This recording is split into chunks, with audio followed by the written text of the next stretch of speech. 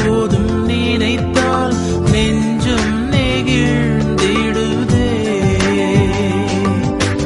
கல்வாரி அன்பை எண்ணிடும் வேளை கண்கள் கலங்கிடுதே. கர்த்தாவும் பாடுகள் இப்போதும் நினைத்தால் நெஞ்சம் நெகிழ்ந்திடுதே. ஆண்டவராகிய இயேசு கிறிஸ்துவின் நாமத்தில் கல்வாரி நேசம் ஊழியங்கள் சார்பாக உங்கள் அனைவருக்கும் எங்கள் வாழ்த்துக்களை தெரிவித்துக் கொள்கிறேன்.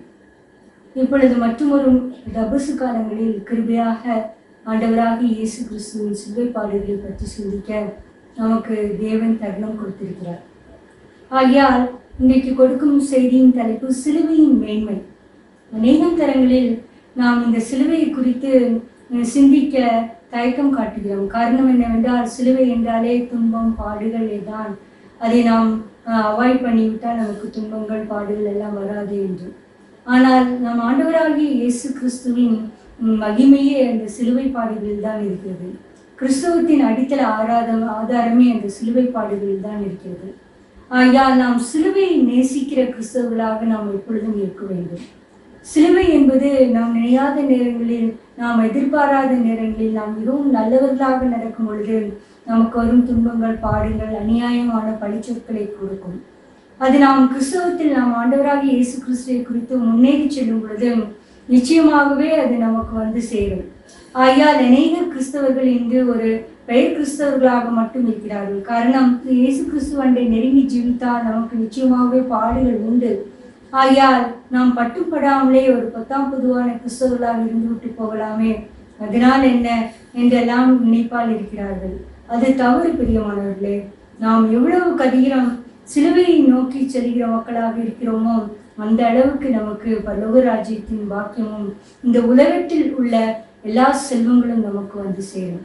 ஆகையால் சிலுவையின் மேன்மை என்பதை குறித்து சற்று சிந்திப்போம். எப்படி நாம் சிலுவையை மேன்மையாக எண்ண வேண்டும் என்பதை குறித்து நாம் சற்று சிந்திக்கலாம்.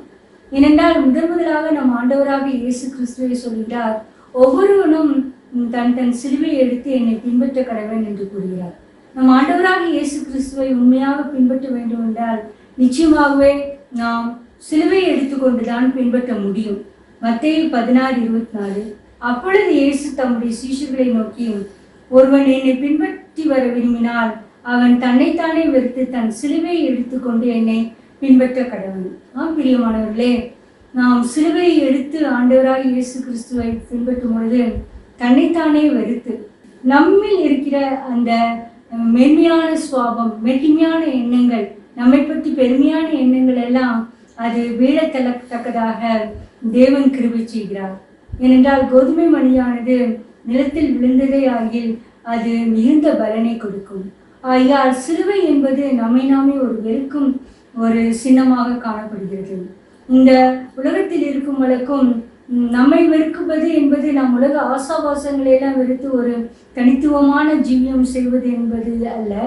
நாம் நமக்குள் இருக்கும் மேன்மையான சிந்தனைகளை நாம் அற்றுப்போக பண்ண வேண்டும். அதுதான் சிலுவையை சுமப்பது என்பது. அது நம் ஆண்டவராக இயேசு கிறிஸ்துவை பின்பற்றும் போது மட்டும்தான் கிடைக்கும். ஆகையால் இந்த தருணத்தில் நாம் இயேசு கிறிஸ்துவை பின்பற்றுகிற ஜானமாக நாம் மாறி போக வேண்டும் என்றால் நிச்சயமாகவே நமக்குள் இங்கு வைத்திருக்கிற சிலுவையை தேவன் சுமக்க கிருபை செய்வார். அநேகர் நினைத்து கொண்டிருப்பது நாம் சிலுவை என்றால் அதிக துன்பம், ஆகையால் நாம் எப்படி அதை செய்வது, என்னாலே முடியாதே என்றெல்லாம். ஆனால் கவலைப்படக்கூடாது. அவரவர்களுக்கு ஏற்ற சிலுவையை தேவன் சுமக்கத்தக்கதாக ஆண்டவர் கிருபை தருவார். இந்த அளவுக்கு நமக்குள் இருக்கிற பரிசுத்த ஆவியானவர் அந்த சிலுவையை சுமக்க நமக்கு கிருபை தருவார். ஆகையால் நாம் கிறிஸ்துவ ஜீவியத்தில் ஆண்டவராக இயேசு கிறிஸ்துவை பின்பற்ற வேண்டுமென்றால், அவரை நோக்கி முன்னேறி செல்ல வேண்டுமென்றால் நிச்சயமாகவே அவனவன் தன் சிலுவையை எடுத்துக்கொண்டு என்னை பின்பற்ற கடவன் என்கிற வாக்குக்கு நாம் கீழ்ப்படிய வேண்டும். இந்த சிலுவை என்பது நாம் அனாவசியமாக மற்றவர்களால் பழிச்சாட்டப்படுவதாக இருக்கலாம். நம்முடைய நல்ல செய்திகளை மற்றவர்கள் கவனிப்பாரற்று போவதாக இருக்கலாம். நாம் நன்மையான காரியங்களை செய்தும் நாம் தீமையான காரியங்களை பெற்றுக்கொள்வதாக இருக்கலாம். நாம் நன்மையான காரியங்களை நல்லவர்களாக இருக்கும் பொழுதும் கூட நமக்கு வேண்டிய எல்லா காரியங்களும் நியாயமாய் கிடைக்க வேண்டிய காரியங்கள் எல்லாம் மறுக்கப்படுகிறதாக இருக்கலாம். ஆகையால் எத்திய காரியமாக இருந்தாலும் சிலுவை என்பது ஒரு பாரம், துன்பம் தான். ஆனால் அதை எடுத்துக்கொண்டு நாம் சுமந்து கொண்டு இயேசு கிறிஸ்துவை பின்பற்றும் பொழுது நிச்சயமாகவே நமக்குள் இருக்கிற மேட்டிமையான சிந்தனை எல்லாம் மற்று போகும். ஏனென்றால் வேதம் சொல்கிறது, தாழ்மையுள்ளவர்களுக்கு தேவன் கிருபை அளிக்கிறார் என்பது. நம் ஆண்டவராக இயேசு கிறிஸ்துவை பின்பற்ற வேண்டும் என்றால், தேவாதி தேவனின் கிருபையை பெற்றுக்கொள்ள வேண்டும் என்றால் நிச்சயமாகவே நமக்குள் எந்த மேட்டிமை சிந்தியும் இருக்கவே கூடாது. அதுதான் சிலுவையின் மேன்மை. அதை நாம் பின்பற்றத்தக்கதாக தேவன் கிருபை செய்வாராக. இரண்டாவது, சிலுவை என்பது ஒரு பரிகாச சின்னம்தான். நாம் சிலுவையை சமைக்கும் பொழுது மற்றவர்களால் நாம் ஏளனமாக கருதப்படுவோம். இவர்களுக்கு ஒன்றும் தெரியவில்லை, பிழைக்க தெரியாத மக்கள் உலகத்தில் வாழதானே நாம் வைத்திருக்கிறோம், அனுபவிக்க வேண்டாமா, அப்படியெல்லாம் அநேகர் நம்மை குறித்து தூற்றுவார்கள். இவர்களுக்கு என்ன ஒன்றுமே தெரியாமல் இருக்கிறது என்று. ஆனால் ஆண்டவராக இயேசு கிறிஸ்து சொன்னது, சிலுவை என்பது ஒரு பரிகாச சின்னம்தான். மத்தேயு 27:31, அவரை பரியாசம் பண்ணின பின்பு அவருக்கு உடுத்தின மேலங்கியை கழற்றி அவருடைய வஸ்திரங்களை அவருக்கு உடுத்தி அவரை சிலுவையில் அறையும்படி கொண்டு போனார்கள். ஆம் பிரியமானவர்களே, நாம் ஆண்டவராக இயேசு கிறிஸ்துவின் சிலுவை பாடுகளை ஏசாயா 53ஆம் அதிகாரம் அதிகமாக விளக்குகிறது. மேலும் ஏசாயாவின் தீர்க்கதரிசன புஸ்தகத்திலே அவர் சொல்லி, நான் தாடை மயிரை பிடுங்குவர்களுக்கும் அறைகிறவர்களுக்கும் என் கன்னத்தை கொடுத்தேன் என்று. இந்த பரியாசம் பண்ணுவதை காட்டிலும் மேலாக ஒருவர் போர் செய்கிறவன் ஆண்டவராக இயேசு கிறிஸ்துவை தலையில் கொட்டினான், அறைந்தான், முள்முடி சூட்டி அதை வைத்து அழுத்தினார்கள். ஆகையால் எந்த அளவுக்கு அவரை பரியாசம் பண்ணி சின்ன பின்னமாக ஆக்க முடியுமோ அந்த அளவுக்கு அவரை பரியாசம் பண்ணினார்கள். நம்முடைய வாழ்க்கையிலும் கூட நாம் மற்றவர்களால் இகழ்ந்து பேசப்படும் பொழுது நிச்சயமாகவே நாம் உணர்ந்து கொள்ளலாம், நமக்கு ஒரு சிலுவை என்பதை ஆண்டவர் வைத்திருக்கிறார் என்று. ஆகையால் இதை கேட்டுக்கொண்டிருக்கிற பிரியமானவர்கள், நீங்கள் தேவனுக்குள் மகிமையாக ஜீவிக்கும் பொழுது, உண்மையாக ஜீவிக்கும் பொழுது மற்றவர்களால் ஏளனமாக பேசப்படுகிறீர்களோ, மற்றவர்கள் உங்களை கண்டு காணாதவர்கள் போல் அவர்கள் கூட்டத்தில் சேர்த்து கொள்ளாமல் உங்களுக்கு பின்னாக அதிக பரியாச வார்த்தைகளை சொல்லி பேசுகிறார்களோ, கவலைப்பட வேண்டாம். ஏனென்றால் ஆண்டவராக இயேசு கிறிஸ்துவே அதிக பரியாசம் பண்ணினார்கள். போச்சேவர் கூட்டம், அங்கு வந்த வழிபோக்கர் கூட்டமும் அவரை பரியாசம் பண்ணினது. சிலுவையில் அறையப்பட்ட 2 கல்வர்களும் முதலில் பரியாசம் பண்ணினார்கள். பிற்பாடுதான் ஒரு கல்வன் மனம் திரும்பினான். எல்லாரும், பரிசேயர், சதுசேயர், எல்லாரும் அவரை பரியாசம் பண்ணினார்கள். அந்த சராசரங்களை பறித்த தேவன் 3 ஆணையில் தொங்கும் பொழுது அவர் அதிகமான பரியாசங்களை ஏற்றுக்கொண்டார் நமக்காக. ஆகையால் நாமும் கூட நம் வாழ்க்கையில் சிலுவை சுமக்கும் பொழுது, மற்றவர்களால் பரிகசிக்கப்படும் பொழுது சோர்ந்து போக வேண்டாம். நிச்சயமாகவே சிலுவையை வென்ற ஆண்டவராக இயேசு கிறிஸ்துவின் மூலம் நமக்கும் ஒரு வெற்றியான வாழ்க்கை நமக்கு கிடைக்கும். ஆகையால் அதை நினைவு கூர்ந்து நாம் பொறுமையோடு இந்த ஓட்டத்தை ஓடத்தக்கதாக, இயேசு கிறிஸ்துவை நோக்கி ஓடத்தக்கதாக, அவர் சிலுவையை பார்த்து ஓடத்தக்கதாக ஆண்டவர் கிருபை செய்வாராக. அடுத்ததாக, சிலுவை சிலர் மேல் பலவந்தம் பண்ணப்படுகிறது. நாம் நினைத்து கொண்டிருப்போம், நாம் சிலுவையை சுமக்க எனக்கு விருப்பம் இல்லை, ஆண்டவராக இயேசு கிறிஸ்துவை மட்டும் தூரத்திலிருந்து பின்பற்ற மக்களாக இருக்கிறேன், ஆனால் எனக்கு சிலுவை என் மேல் வேண்டாம் என்று. ஆனால் ஆண்டவருடைய திட்டத்தின்படி அழைக்கப்பட்டவர்களுக்கு நிச்சயமாகவே ஒரு சிலுவை உண்டு.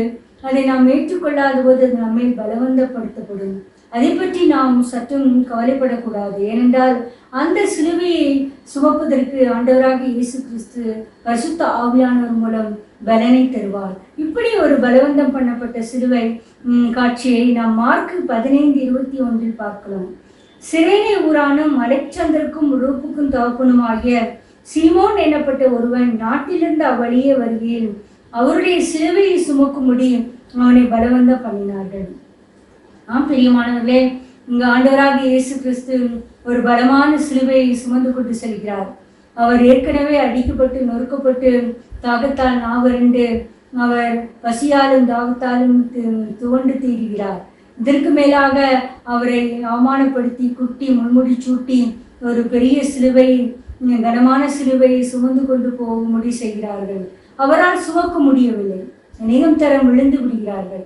அப்பொழுது அந்த வேடிக்கை பார்க்கும் கூட்டத்தோடு இருந்த ஒருவனை குறித்து பிடித்து அவனை சிலுவையை சுமக்கும்படி பலவந்தம் பண்ணுகிறார்கள்.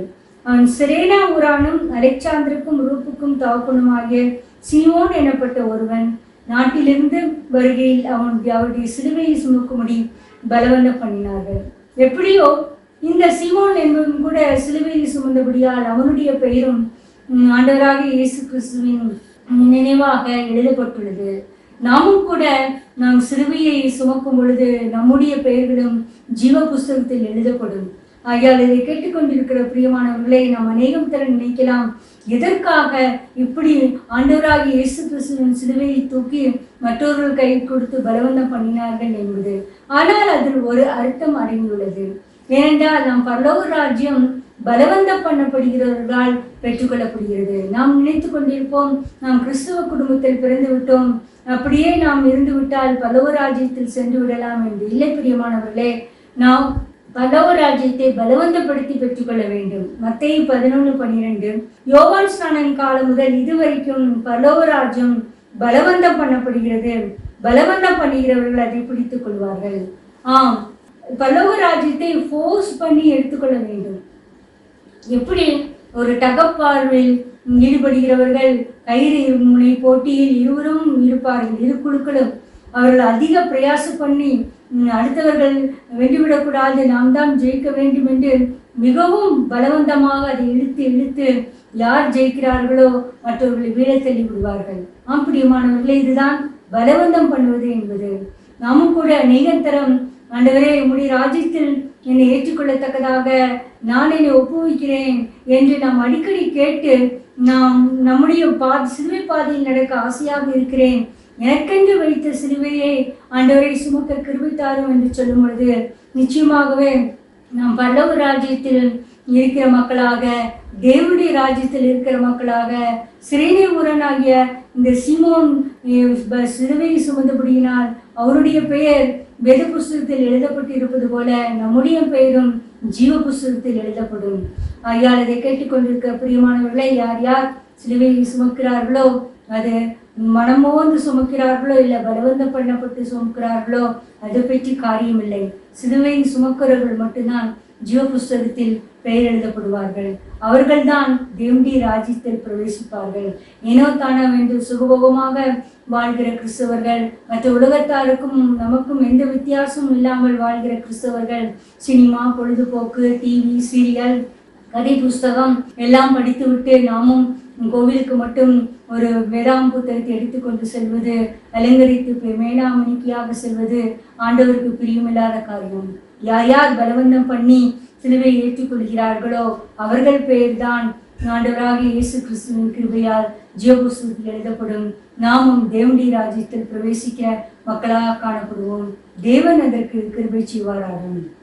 அடுத்ததாக நாம் சிலுவையை சுமக்கும் பொழுது நம்முடைய பாவ எண்ணங்கள், பாவ செய்கிற துன்மார்க்கமான எண்ணங்கள் ஆகிய எல்லாமே நம்மை விட்டு அகற்று போடும். நாம் எவ்வளவுதான் நாம் பரிசுத்தமாக ஜீவித்தாலும் நமக்கு மற்றவர்களை பார்க்கும் பொழுது சற்று பொறாமை வந்துவிடும், கோபம் வரும், எரிச்சல் வரும். மற்றவர்கள் சுக வாழ்வை காண்பிக்கும் பொழுது நாம் இவ்வளவு நல்லவர்களாக இருந்தும் எனக்கு ஒன்றும் வாய்க்க மாட்டேங்கிறதே என்றெல்லாம் ஒரு மாம்சீகமான எண்ணங்கள் வரும். ஆகையால் இந்த மாம்சீக எண்ணங்கள்லாம் ஒழிந்து போகத்தக்கதாக எப்பொழுது ஒழிந்து போகும் என்றால் நாம் நமக்கு குறித்த சிலுவையை சுமக்கும் பொழுதுதான். ரோமர் 6:6 நான் இனி பாவத்துக்கு ஊழியம் செய்யாதபடிக்கு பாவ சரீரம் ஒழிந்து போகுமட்டாக நம்முடைய பழைய மனுஷன் அவரோட கூட சிலுவையில் அறையப்பட்டது என்று அறிந்திருக்கிறோம். பிரியமானவர்களே, ரட்சிப்பு என்பது என்ன? நம்முடைய பழைய சுவாபங்கள், கோபம், எரிச்சல், பொறாமை, தீய குணங்கள், அதிகமாக சினிமா பார்ப்பது, அதிகமாக சீரியலில் விருப்பம், நாட்டம் காட்டுவது, அங்கும் இங்கும் ஓடுவது, அவர்களோடு பேரண்ட்ஸோடு அதிகமாக சேட் பண்ணி கொண்டே இருப்பது, அதெல்லாம் வேகமாக பைக்கை எடுத்து மற்றவருடைய சாகசங்களை காண்பிப்பது, அதெல்லாம் பழைய மனிதன் தான். இது கூட டிவியில் நான் நியூஸ் கேட்டேன். ஒரு 19 வயது பையன் வேகமாக ஓட்டி வந்து அவனும் அவன் ஃப்ரெண்ட்ஸ், அவன் இறந்து விட்டான், ஃப்ரெண்டு குட்டியராக கிடைக்கிறான். பிரியமானவர்களே, இதுதான் பாவ எண்ணங்களின் விபரீத வாழ்க்கை. நாம் நினைத்து கொண்டிருக்கிறோம் பாவத்துக்கும் ஊழியம் செய்யலாம், தேவனுக்கும் பிரியமாக இருக்கலாம் என்றால் கூடாத காரியம். ஏனென்றால் இந்த பாவ எண்ணங்கள், பாவ இச்சைகள் நம் உள்ளத்தில் செயல்படும் பொழுது நமக்கு ஒரு விபரீத முடிவு தான் ஏற்படும். அதை பற்றி நாம் எச்சரிக்கையாக இருக்க வேண்டும். நாம் சிலுவையை சுமக்கும் பொழுது இந்த வசனத்தின்படி நம்முடைய பழைய மனுஷன் அவரோடு கூட சிலுவையில் அறையப்பட்டிருக்கிறான். நம் ஆண்டவராக இயேசு கிறிஸ்துவோடு சிலுவையில் அறையப்படும் பொழுது பாவ எண்ணங்கள், அசுத்தமான எண்ணங்கள், பொறாமையான எண்ணங்கள், துர்மார்க்கமான ஜீவியம், குடிவெறி எல்லாவற்றையும் நாம் அறைந்து விடும் பொழுது நாம் ஒரு புதிய மனிதனாக ஆண்டவராக இயேசு கிறிஸ்து உயிர்த்தெழுந்தது போல நாமும் ஜீவிப்போம். ஆகையால் இந்த பழைய மனிதனை ஒழித்து போடத்தக்கதாக நாம் சிலுவையின் மேன்மையை உணர்ந்த மக்களாக சிலுவையை சுமக்க நாம் அழைக்கப்பட்டிருக்கிறோம். யார் இதை கேட்டுக்கொண்டிருக்கிற பிரியமானவர்களே, நீங்கள் இன்னும் பழைய வாழ்க்கையில் முழந்து கொண்டு இருக்கிறீர்களா? மற்றவர்களைப் போல எந்த வித்தியாசமும் இல்லாமல் வேறுபட்ட ஜீவியம் செய்ய முடியாமல் வாற்றில் ஒரு கால் சேற்றில் ஒரு கால் ஞாயிற்றுக்கிழமை மட்டும் பரிசுத்தமாக காட்டிக்கொள்வது, மற்ற 6 நாட்களும் உலகத்தாரை போல் மனம் போல் ஜீவிப்பது, இந்த மாதிரி ஒரு காரியங்கள், ஒரு வெளிவேஷமாக இருக்கிற காரியம் எல்லாம் நமக்குள் ஒளிந்து போகத்தக்கதாக அந்த சிலுவையை சுமக்கும் பொழுது பழைய பாவ மனிதனை நாம் சிலுவையில் அறைந்து போட வல்லவராக இருக்கிறோம். ஆகையால் அப்படிப்பட்ட ஒரு ஜீவியத்தை சிலுவையின் மேன்மையிலிருந்து நாம் கற்றுக்கொள்ள முடியும். தேவன் அதற்கு கிருபை செய்வாராக. அடுத்ததாக சிலுவை நமக்கு ஒரு பலனை கொடுக்கிறது. நாம் நினைத்து கொண்டிருக்கிறோம், மிகவும் நோஞ்சானாக இருப்பவர்கள், எதற்குமே லாய்க்கப்படாதவர்கள், உதவாக்கரவைகள், அதிக திறமை இல்லாதவர்களுக்கு தான் ஒரு சிலுவை கொடுக்கப்படுகிறது. அதனால் அவர்கள் அந்த சிலுவையை சுமந்து அதனாலே மடிந்து போவார்கள் என்று. இல்லை பிரியமானவர்களே, சிலுவை நமக்கு தேவ பலன்.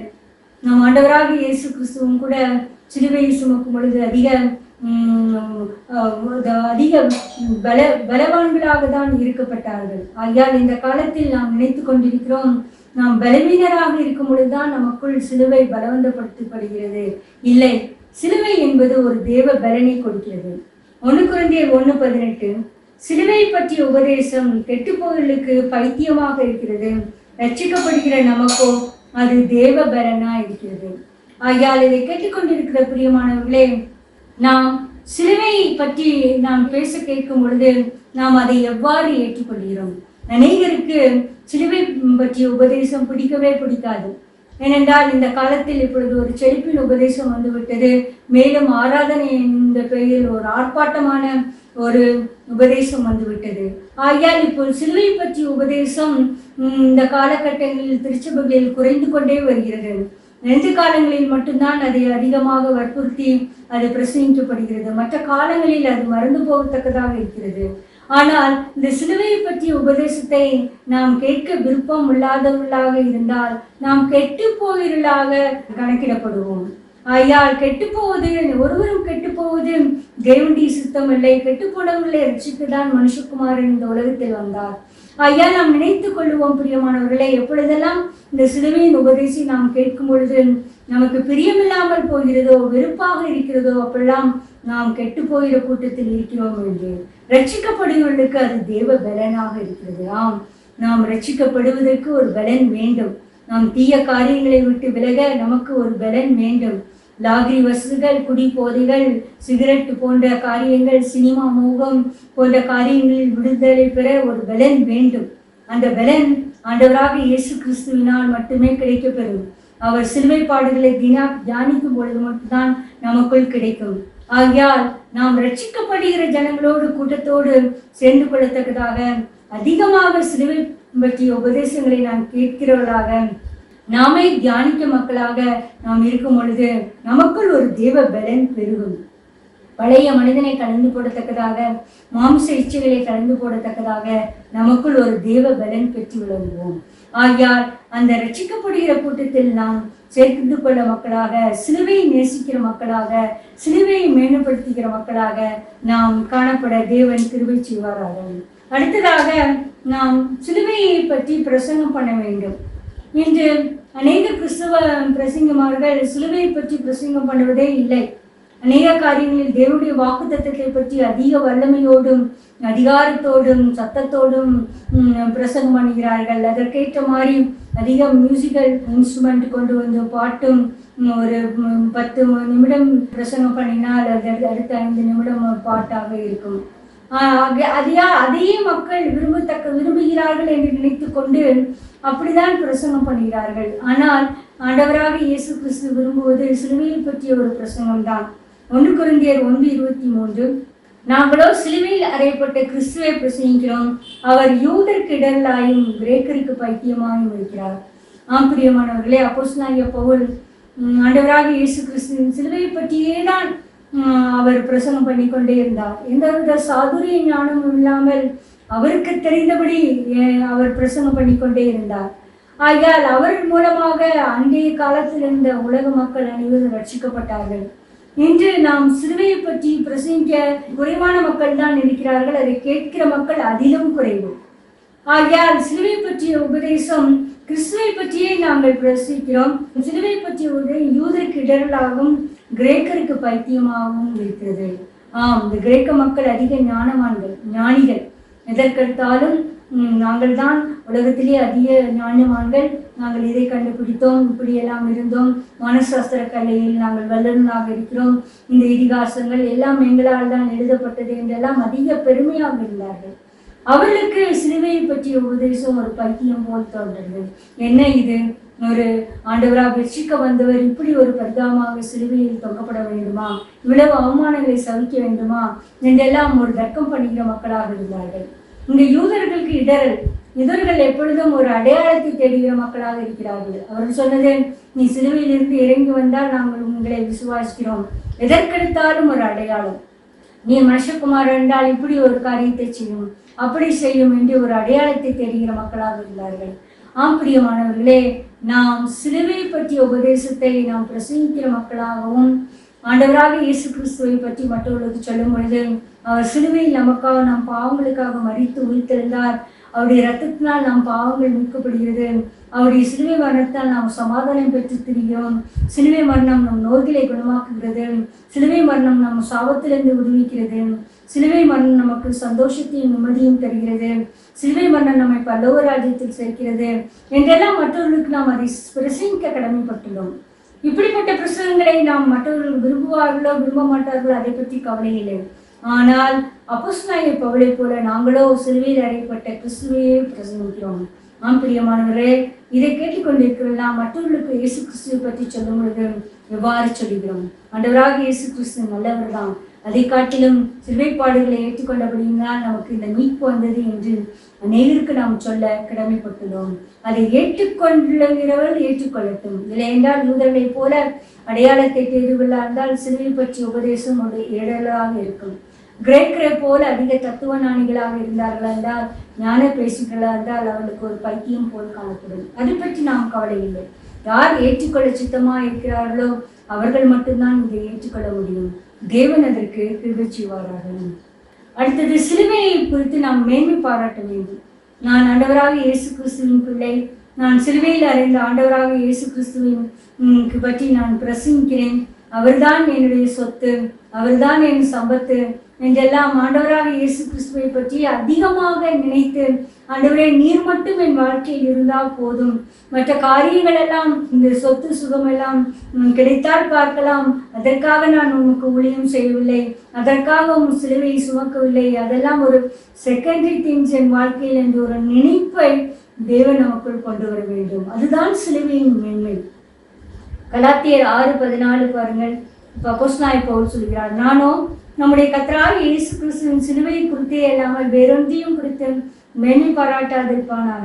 அவரால் உலகம் எனக்கு சிலுவையில் அறைந்திருக்கிறது, நானும் உலகத்திற்கு சிலுவையில் அறைந்திருக்கிறேன். இதை கேட்டுக்கொண்டிருக்கிற பிரியமானவர்களே, அப்போஸ்தலனாகிய பவுல் மேன்மை பாராட்டுவதற்காக எத்தனையோ காரியங்கள் இருந்தது. அவர் யூதர், அவர் பெனியமின் கோத்திரத்தான், பெரிய தர்சு பட்டணத்தில் பிறந்தவர், கமாலியேலின் பாகத்திலிருந்து எல்லா வேத சாஸ்திரங்களையும் கற்றுக்கொண்டவர், அவர் 8ஆம் நாளில் விருத்த சேதனம் பண்ணப்பட்டவர், பெனியமின் கோத்திரத்தான், பரிசேயர், இப்படி பல பல, மேலும் அதிகம் படித்தவர், மெத்த படித்தவர், பல பல காரியங்கள் அவரை குறித்து மேன்மை பாராட்டுவதற்கு இருந்தது. ஆனால் ஆண்டவராக இயேசு கிறிஸ்துவை ஏற்றுக்கொண்ட பின்பு அவருடைய சிலுவை பாடுகளை தியானிக்கும் பொழுது, நான் சிலுவை குறித்தே அல்லாமல் வேறு ஒன்றையும் நான் மேன்மை பாராட்ட கடமை. அந்த சிலுவையின் மூலம் அவருக்கு அநேக பாடுகள், அடிகள், அவமானங்கள், நிந்தைகள் தான். ஆனாலும் அவர் சொல்வது, கிறிஸ்துவின் அன்பை விட்டு என்னை பிரிக்கவும் யார்? வியாகுலமோ வருத்தமோ வியாதியோ எதுவுமே இல்லை. அப்போஸ்தலனாகிய பவுலின் வாழ்க்கையை நீங்கள் எடுத்துக்கொண்டு பார்த்தீர்கள் என்றால், எங்கு போனாலும் அவர் நெருக்கப்படுகிற மகனாக தான் இருந்தார். ஆனால் ஆண்டவர் அவரை கைவிடவே இல்லை. அவரை கொண்டு என்ன காரியம் செய்து முடிக்க முடியுமோ அதை செய்து முடித்தார். அவர் சிலுவை பற்றி தான் அதிகமாக பிரசங்கித்து வந்தார். அதனால்தான் நாம் வேதாந்தத்தில் அப்படி புதிய ஏற்பாடு பல புஸ்தகங்கள் அவரால் எழுதப்பட்டிருக்கிறது. சிலுவையின் மேன்மை குறித்து நாம் அறிய முடிகிறது. ஆகையால் இதை கேட்டுக்கொண்டிருக்கிற பிரியமானவர்கள், நாம் எதை குறித்து நாம் பெருமை பாராட்டி கொண்டிருக்கிறோம்? நான் கிறிஸ்தவள், இயேசுவை பின்பற்றுகிறவள், எனக்கு சிலுவை பாடுகள் தான், ஆனாலும் பரவாயில்லை, தேவன் என் மேல் அன்பாக இருக்கிறார், நானும் அவரை நேசிக்கிறேன் என்று அப்போஸ்தலனாகிய பவுலை போல கூற முடியுமா? அவரால் இந்த உலகம் எனக்கு சிலுவையில் அறையப்பட்டிருக்கிறது, நானோ சிலுவையை பற்றியே அல்லாமல் வேற ஒன்றையும் குறித்து மேன்மை பாராட்ட மாட்டேன் என்று. அப்படி என்றால் அவருடைய பாடுகள் அவருக்கு மேன்மையாக இருந்தது, அவருடைய வருத்தங்கள் மேன்மையாக இருந்தது, அவருடைய அவமானங்கள் நிந்தைகள் பரவாயில்லை, ஆண்டவருக்காக நான் இதை சகிக்கிறேன், நன்றாக இருக்கிறது, எனக்கு மன சமாதானம் என்று அவர் சந்தோஷமாக சிலுவை செய்தார். அதே போல நாமும் சிலுவை குறித்து மேன்மை பாராட்ட இப்படி ஒரு தபசு காலம் நமக்கு மறுபடியுமாக கொடுக்கப்பட்டிருக்கிறது. அதை கேட்டுக்கொண்டிருக்கிற பிரியமானவர்களே, நாமும் கூட சிலுவை குறித்து மேன்மை பாராட்டத்தக்கதாக, நமக்குள் இருக்கிற பழைய மனிதன் ஒளிந்து போகத்தக்கதாக நாம் கிருபை செய்வோம். கடைசியாக சிலுவையின் மூலம் பரிபூர்ண சுகம் கிடைக்கிறது. நாம் இந்த காலத்தில் அநேகர் வியாதிப்பட்டு வருத்தப்பட்டு கிடைக்கிறோம். காரணம், சிலுவையை பற்றி உபதேசத்தை நாம் விரும்பாததுதான். ஆனால் இங்கு 1 Péதுரு 7:24, நாம் பாவங்களுக்கு சேர்த்து நீதிக்கு பிழைத்திருக்கும்படி அவர் தாமே தமது சரீரத்திலே நம்முடைய பாவங்களை சிலுவையின் மேல் சுமந்தார், அவருடைய தழும்புகளால் குணமானீர்கள். ஆம் பிரியமானவர்களே, நாம் நம்முடைய ஜாதி படுக்கையிலிருந்து எழுந்திருக்க வேண்டாம். சிலுவையை பற்றி அதிகமாக சிந்திக்க வேண்டும். இயேசு கிறிஸ்துவின் சிலுவையை உயர்த்த வேண்டும். சிலுவையை சுமக்கிற மக்களாக வேண்டும். சிலுவை பலவந்தப்படுத்தப்பட்டாலும் அதை சந்தோஷமாக சுமக்கிற மக்களாக, தேவராஜ்யத்தின் பிள்ளைகளாக மாற வேண்டும். அப்பொழுது அவருடைய தழும்புகளால் நாம் குணமாகிறோம். ஐயா, நாம் ஏன் இந்த சரீரத்தில் அனாவசியமான ஒரு வியாதியை சுமக்க வேண்டும்? அதற்கு பதிலாக ஏன் ஆண்டவராக இயேசு கிறிஸ்துவின் சிலுவையை சுமக்கக்கூடாது? வியாதியினால் எத்தனை மன வருத்தம், பாடுகள்.